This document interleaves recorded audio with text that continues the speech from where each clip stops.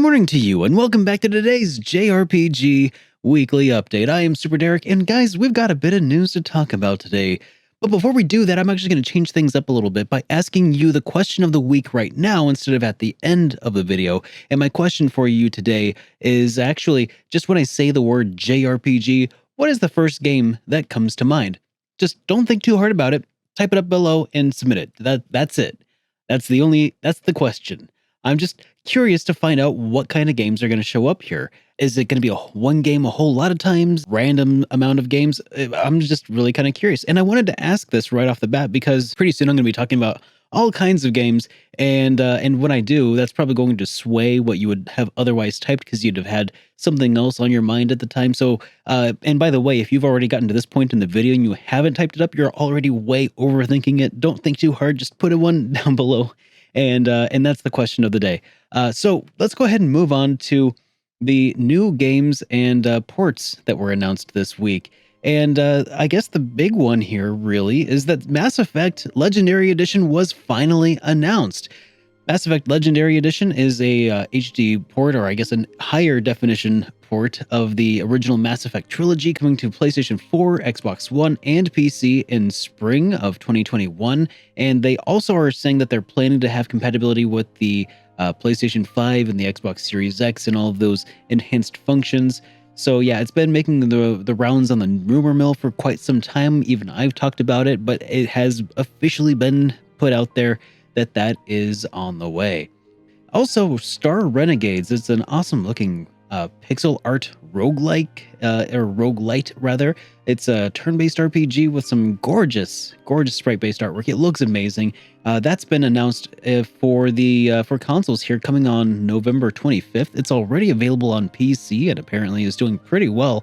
And I mean, just based on what I'm seeing here, if that gets a physical release, and I don't know if it is or not, but if it does, I might have to pick up a copy because that game looks pretty rad so far.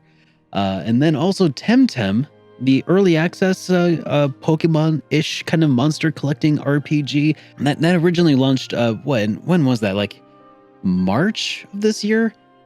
It seems like so long ago, but it's only been like 8 months or so since it was originally launched and started making some waves and well, anyways, that is finally making its way over to consoles here pretty soon, starting with PlayStation 5 exclusively on December 8th.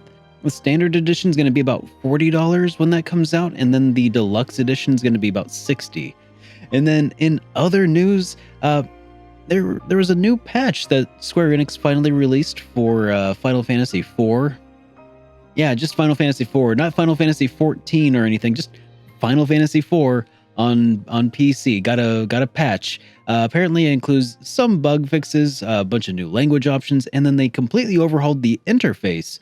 That PC version is based on the original, or not the original release, but the Nintendo DS release from a while back. So it's looking pretty dated, but apparently this is going to be fixing a lot of like compatibility issues with newer hardware and stuff. So it kind of looks interesting, actually. So, I mean, if you're into that low polygon look for your Final Fantasy games, if you just want to play another game that looks like the original release of Final Fantasy VII, go give it a look. It looks like it could be pretty fun. And honestly, I hope that this means that Square Enix is going to be, fixing up some of their Final Fantasy games on PC, because I've heard that Final Fantasy VI could really use an overhaul in the worst kind of way. So hopefully that happens at some point. And then also Dragon Quest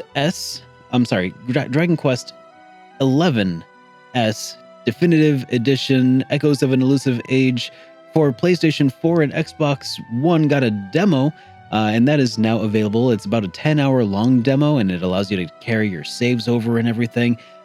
Now, I would recommend you check it out if you haven't already played the original release of Dragon Quest 11S, or Dragon Quest 11, because it was a game that just blew my mind. It blew me away. I loved it, especially after the first act. Like the second and third acts are where it really comes into its own. And really, the definitive edition addresses the only criticisms that I could possibly nitpick at it, and more. So definitely check that out. That's the way I would recommend you play it. and the demo would be a really good way to get started with that. Now, in SuperDerek news, I do have a new review just around the corner for Arc Rise Fantasia, and I'm going to be planning to release that here on Friday the 13th. I'm sure nothing will possibly go wrong with the release of Arc Rise Fantasia on Friday the 13th, so mark your calendars. However, I will say that Patreon subscribers and Twitch subscribers have been enjoying the game since Wednesday of last week, and they also happen to have access to high-quality downloads of the video already. So if you're interested in that sort of thing, links are available in the description down below.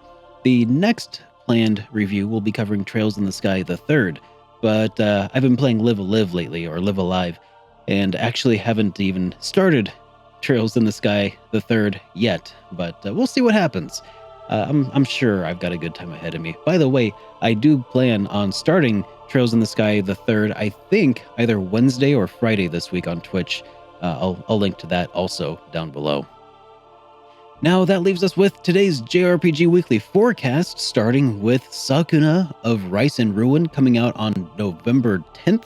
That is the side-scrolling action RPG by Edelweiss, and that is coming to Nintendo Switch, PlayStation 4, and PC.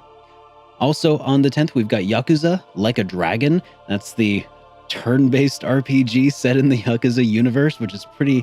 It still blows my mind that they're releasing a turn-based RPG in the Yakuza series.